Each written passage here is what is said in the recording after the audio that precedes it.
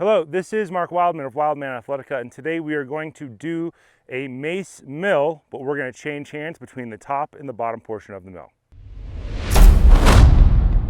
We've had a lot of videos on mace because the complexity level is very high. You can do a lot more complexity with the mace than you can do with, say, a heavy club. A heavy club is medium weight, medium complexity. A club is lighter weight, relatively, and higher complexity. So what we had before is we had our inside circle, and we are always building on this inside circle where we move towards our center line, push, swing, pull, and catch. And then we started having some hand change work, and we went back the way we came. Then we added across the top our cool little nunchuck flip, and then we started doing it with one hand so we could go behind the head. There's a video for every single one of those. What we are going to do now is we are going to do the bottom of the mill with one hand and the top of the mill with the other hand. So we have our inside circle to our cross hand change. Then we are going to put in our sword grip 180 rotating pullover. Bring it back to our normal position. Inside circle, start over again. Inside circle is the bottom. Rotating 180 is the other hand. Inside circle, change hands, rotating 180 with the other hand. Get it back to the original hand any way you can. Inside circle, change, across the top.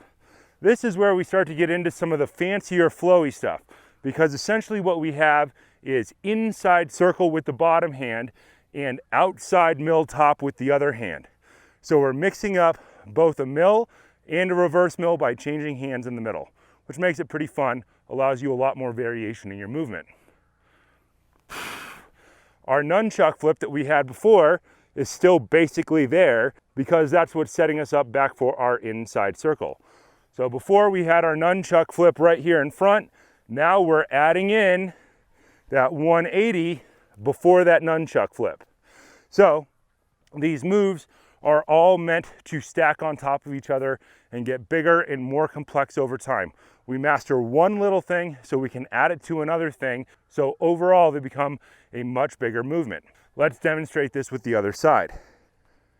Inside circle, get to that sword grip with the opposite hand, reverse mill, outside, rotating 180 with the top hand, get back to that nunchuck flip to reestablish that inside circle. Inside circle, change, rotating 180, flip.